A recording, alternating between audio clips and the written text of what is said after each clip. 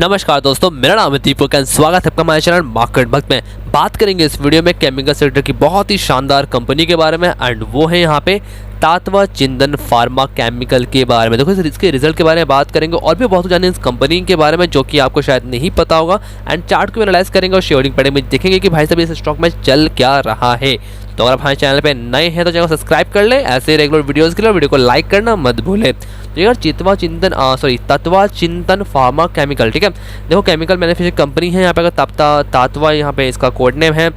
देखो इसमें ना लगभग आपको फॉर्मस फ्लैट दिख रहा है, 2148 का भाव दिख रहा है। तो इसकी जो लिस्टिंग थी ना वो हाल ही में हुई थी। अगर आप देखो इसके रिटर्न के पास की बात करते हैं, पिछले 5 दिनों में देखा तो 8% तक ये डाउन है और पिछले एक महीने में 1.69% तक ये डाउन है। 6 महीने की बात करें तो लगभग 7.9% तक डाउन है। और अगर हम ईयर टू डेट की बात करें तो देखो ये वो आपका ऑलमोस्ट सेम दिख रहा है, बिकॉज इसकी जो लिस्टिंग हुई थी वो 29 जुलाई को हुई थी 2312 के भाव पे। और आप देखो तो ये कंपनी है जो लिस्टिंग के भाव से यहाँ पे नीचे में चल रही है। इसका मतलब ये नहीं है कि कंपनी खराब है। अब जो कंपनी में जानते हैं कंपनी करती क्या है, तो देखो यहाँ पे लिखा हुआ है ऑलमोस्ट, ये विकिपीडिया सामने लिखा हुआ है, तात्वा चिंतन pharma chemical private limited is one of the fastest growing company in the manufacturing of the speciality chemical. या जी हाँ, यही इंडस्ट्री जहाँ पे अभी बहुत ही भूचाल छाया हुआ है पूरा इंडिया चाइना को लेकर। पूरी की पूरी यहाँ पे इंडियन केमिकल सेक्टर अलग ही लेवल पे जा रही है। अब देखो with the world class facility at the Akhileshwar Dahej SSC and the R&D centre in the Baroda लिखा हुआ है। देखो इनका प्रेजेंस जो है वो यूएस में है, यूरोप में है, जापान मार्केट में है and an incapable track record of the more than 24 years से कंपनी यहाँ पे काम कर रही है। देखो इनकी ने बहुत ही मुझे इंटरेस्टिंग लगी, वो वेबसाइट में आपको दिखाता हूँ। तो देखो ये इनका वेबसाइट लगा के रखा है, ठीक है। आपको ज़्यादा जानकारी है बस कंपनी में जाओ और अबाउट अस में पढ़ो, ठीक है। अब लोग यहाँ पे लिखा क्या हो आप उसको देखो। कंपनी जो है ना, देखो कंपनी यहाँ पे लिखा हुआ है, company engage in the manufacture of the diversified portfolio of the structure directing agents, जो को SDA बोलती है। और ये बहुत प्लस यहाँ पे कंपनी जो क्या लिखा है, सुपर कैटलिस्ट बैटरीज है, फार्मास्यूटिकल्स है, एग्रोकेमिकल है, इंटरमीडिएट्स है and the other speciality chemicals. ये कुछ केमिकल्स बनाती है। बट देखो एक कुछ वर्ड्स होते हैं जहाँ पे आपका कान ना खड़े हो जाना चाहिए। यहाँ पे देखो क्या लिखा है, कंपनी इज द लार्जेस्ट। जी हाँ, जहाँ पे लार्जेस्ट वर्ड लिखे हो ना उसको अपने कान वहाँ पे खड़े कर लो। देखो largest and the only commercial manufacturer of the SDA यानी कि structure directing agents for the zeolites in India. उसके बाद देखो it's also enjoy the second largest position globally. ये देखो यही बात है कि ये मतलब ये लार्जेस्ट भी है, ओनली कॉमर्शियल मैन्युफैक्चरिंग भी है कुछ केमिकल्स में इंडिया में भी, और यहाँ पे लार्जेस्ट है ग्लोबली भी है, सेकंड नंबर पे है। तो भाई साहब ऐसी कंपनी को ना आप कान खड़े करके अच्छे से स्टडी करना स्टार्ट कर दो, ठीक है। अब यहाँ पे लिखा भी है कि company is one of the leading global producer of an entire range of PTC in India. ये भी कुछ केमिकल्स होंगे and India and one of the key producer across the globe. तो यहाँ पे आपको सेकेंडरी वर्ड, लार्जेस्ट वर्ड, की point दिखा दे रहे हैं। तो ये कुछ जो वर्ड्स है ना यहाँ पे आप डेफिनेटली ऐसे फोकस करो, बिकॉज देखो कंपनी मुझे कहीं से भी अच्छी लग नहीं रही है। मैंने थोड़े से फंडामेंटल्स पढ़े थे कंपनी के बारे में, थोड़े से मैंने इसका रिसर्च की थी। यार कंपनी मुझे बहुत ही अच्छी लगी, बट मुझे पता नहीं कि कंपनी लिस्टिंग के बाद ये ऑलमोस्ट डाउन की है। मुझे तो एटलीस्ट कंपनी में जो पोटेंशियल है जितना मैंने पढ़ा है उस बेस पे अगर मैं बोलूँ तो मुझे ये स्टॉक यहाँ से डबल तक के दिखते हैं उस बेस पे। बट देखो फिर भी समझते हैं कि इसमें गिरावट क्यों हो रही है, वो भी जानेंगे हम लोग इस वीडियो में। तो चलते इसके रिजल्ट पे पहले। तो देखो यहाँ पे मैंने इसका ला के रखा है क्वार्टरली रिजल्ट जून 2021 से सितंबर 2021 का। नेट सेल्स की बात करें तो नेट सेल्स में यहाँ पे क्वार्टरली बेसिस पे 8.40% की जंप है। ऑपरेटिंग प्रॉफिट में 28% तक की जंप है। नेट प्रॉफिट की बात करें तो नेट प्रॉफिट यहाँ पे क्वार्टरली बेसिस पे 28.21% की जंप है 30.72 करोड़ के साथ। एंड ऑपरेटिंग प्रॉफिट मार्जिन की बात करें तो वो देखो लगभग 4.5% से बढ़ के 29.34% का यहाँ पे दिख रहा है। तो देखो जो रिजल्ट है यहाँ पे क्वार्टरली का वो कुछ खराब मैं इसको नहीं बोलूँगा, रिजल्ट बहुत ही यहाँ पे ठीक ठाक मुझे दिख रहा है। बट एक बार कंपेयर कर लेते हैं इसका ईयरली भी। तो यहाँ पे देखो मैं इसका ईयरली रिजल्ट आके रखा हुआ है जो सितंबर 2020 से सितंबर 2021 का। नेट सेल्स की बात करें तो वो यहाँ पे लगभग डबल होते हुए दिख रहा है 116.69 करोड़ के साथ। यहाँ पे 99.64% की जंप है। ऑपरेटिंग प्रॉफिट की बात करें तो वो तो लगभग 476% की जंप है यहाँ पे ईयरली बेसिस पे।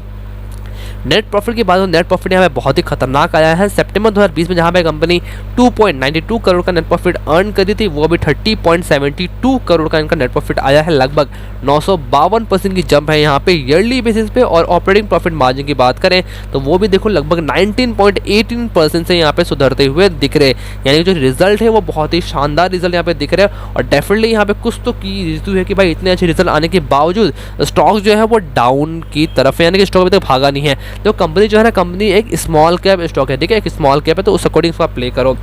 तो देखो ये मैंने लगा रखा है चार्ट।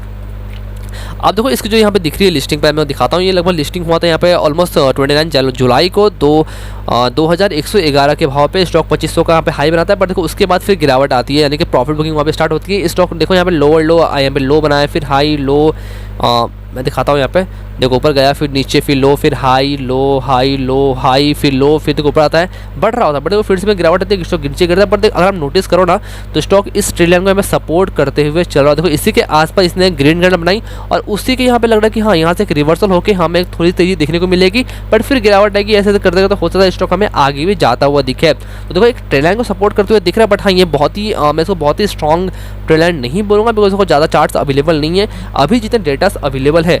तो उसके लिए मैं देखो एक काम करता हूँ, मैं आवरली चार्ट पे आ जाता हूँ। तो देखो ये इसका मैंने लगा कर रखा है आवरली चार्ट, आप देख पा रहे हो। तो आवरली चार्ट पे ना इस ट्रेड लाइन के आसपास देखो यहाँ पे सपोर्ट बनते हुए देखो, तो यहाँ से एक रिवर्सल दिख रहा है। अगर आप लास्ट आपका फ्राइडे की लास्ट 1 घंटे की चार्ट देखो तो वो लगभग एक छोटा सा यहाँ पे हैमर बनते हुए दिख रहा है, यानी कि यहाँ से फिर एक रिवर्सल की तैयारी हो सकती है, स्टॉक अपने 2300 तक की जाए। बिकॉज देखो रिजल्ट इतने अच्छे आए हैं तो उम्मीद कर सकते हैं कि इसमें जो हमें तेजी देखने को मिलेगी वो आने वाले कुछ दिनों में डेफिनेटली देखने को मिलेगी। ठीक है, अभी देखो इसका ना शेयरिंग पैटर्न भी देख लेते हैं। बिकॉज तो इसमें शेयरिंग पैटर्न में कुछ राज छुपे हैं, उसके बारे में बात करना ज़रूरी है। तो चलते हैं शेयरिंग पैटर्न पे। देखो यहाँ पे प्रमोटर के पास 79.17% की होल्डिंग है। जी हाँ, ये एक मेजर इशू है क्योंकि इस गाँव जी की सेबी के अकॉर्डिंग यहाँ पे 75% की होल्डिंग हम प्रमोटर के पास रख सकते हैं। उससे ज़्यादा की होल्डिंग आपको शेयर करनी पड़ेगी एक टाइम ऑफ ड्यूरेशन के अंदर में। तो यहाँ पे इनको प्रमोटर को यहाँ पे ऑलमोस्ट 4% की जो हिस्सेदारी है उसको यहाँ पे उन्हें सेल करना पड़ेगा। अब देखते हैं वो कब तक इसको हटाते हैं। एफआईज के पास 3.53% की होल्डिंग है। देखो यहाँ पे म्यूचुअल फंड के पास 6.79% की होल्डिंग है। म्यूचुअल फंड ने यहाँ पे एक ही क्वार्टर में 3.37% तक का स्टेक बढ़ाया है, यानी कि देखो म्यूचुअल फंड को यहाँ पे बहुत ही भरोसा दिख रहा है। मैंने भी कहा था कि मुझे कंपनी बहुत ही इंटरेस्टिंग लग रही है। इंश्योरेंस कंपनी की बात करें देखो 0.57% का स्टेक है और एनआई के पास 9.94% का स्टेक है। देखो मेजोरिटी शॉर्ट यहाँ पे प्रमोटर के पास में है, गिरवी रहा कोई भी शेयर में है नहीं। और देखो म्यूचुअल फंड के साथ स्कीम ने 6.79% का स्टेक लेके रखा हुआ है और 12 एफआईज के पास 3.53% का स्टेक है। Promoter with the highest holding की बात करूं तो वह शेखर रसिकलाल सोमाई के पास है 25.4% के साथ, और हाईएस्ट होल्डिंग की बात करें तो वह प्लूटूस वेल्थ मैनेजमेंट के पास है 2.71% के साथ, और इंडिविजुअल इन्वेस्टर होल्डिंग के पास 6.44% की होल्डिंग है। देखो यार जो भी कंपनी अच्छी होती है ना उसका माल इतना जल्दी मिलता नहीं है, और ये मुझे लगती है it is one of them. 79% की होल्डिंग है प्रमोटर के पास में। देखो सोचिए कितनी ही स्ट्रॉन्ग प्रमोटर होल्डिंग आपको दिख रही है, हालांकि 4% और फिर भी उनको बेचना पड़ेगा, तो फिर भी 75% की जब होल्डिंग आती है तो बहुत ही स्ट्रॉन्ग दिखती है। अभी तो फ्राइडे का अगर मैं डिलीवरी रिपोर्ट देखूँ ना तो देखो इसमें लगभग 39.64% तक की डिलीवरी उठाई गई है, प्लस कंपनी का रिजल्ट इतने अच्छे आए हैं, यानी कि हमें यहाँ से तेजी देखने को मिल सकती है। आपकी अगर पोजीशन बनी हुई है तो देखो मुझे लगता है इसको आप आराम से लॉन्ग टर्म के लिए रह सकते हो। जब अगर मैं टारगेट की बात करूँ ना, देखो अभी भाव से चल रहा है 2135 का, मुझे लगता है कि स्टॉक आपको 3000 तक तो एटलीस्ट जाना चाहिए, वहाँ से डबल भी ये हो सकता है। ये मैं ऑन द रिकॉर्ड बोल रहा हूँ, बिकॉज देखो कंपनी फंडामेंटली मुझे देखो ज़्यादा पता नहीं है, बट मैंने जितना भी पढ़ा है मैं उस बेस पर ये बात कर रहा हूँ। तो यहाँ से जो मुझे लगता है कि स्टॉक एटलीस्ट 3000 तक को तो जाना ही चाहिए, क्योंकि देखो ये यहाँ पे ऑलमोस्ट 2500 का यहाँ पे हाई बनाया था। उसके बाद देखो इसका जो ऑल टाइम हाई है 2600 का है। तो अगर एक बार 2600 का लेवल को ब्रेक करता है जो इसकी लिस्टिंग के बाद इसने हाई बनाया था, अगर उसको ब्रेक करता है तो सीधा ये स्टॉक आपको डायरेक्टली 3000 के आसपास दिखाई देगा।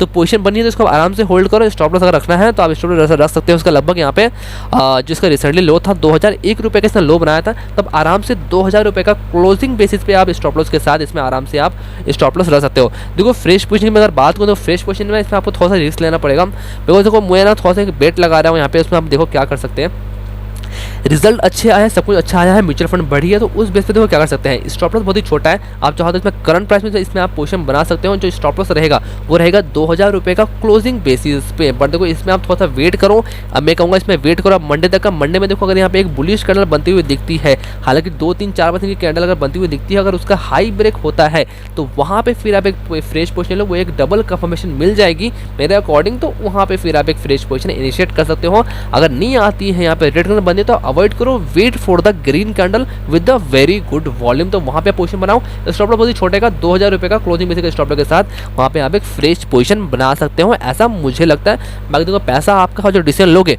वो भी आपका ही होगा। तो ये थी वीडियो टाटवा चिंतन पे। अगर आपको वीडियो पसंद आया तो वीडियो को लाइक करना मत भूलें, चैनल को सब्सक्राइब करना मत भूलें ऐसे रेगुलर वीडियोस के लिए। और आपके अपने व्यूज़ आप कमेंट में शेयर कर सकते हो, डिस्क्रिप्शन में टेलीग्राम और ट्विटर का लिंक दिया हुआ है, आप चाहते हो आप फॉलो कर सकते हो कुछ रेगुलर अपडेट्स के लिए। और मैं कुछ अपने ट्रेड्स भी शेयर करता हूँ वहाँ पे। मिलते हैं दूसरे वीडियो में, तब तक के लिए धन्यवाद।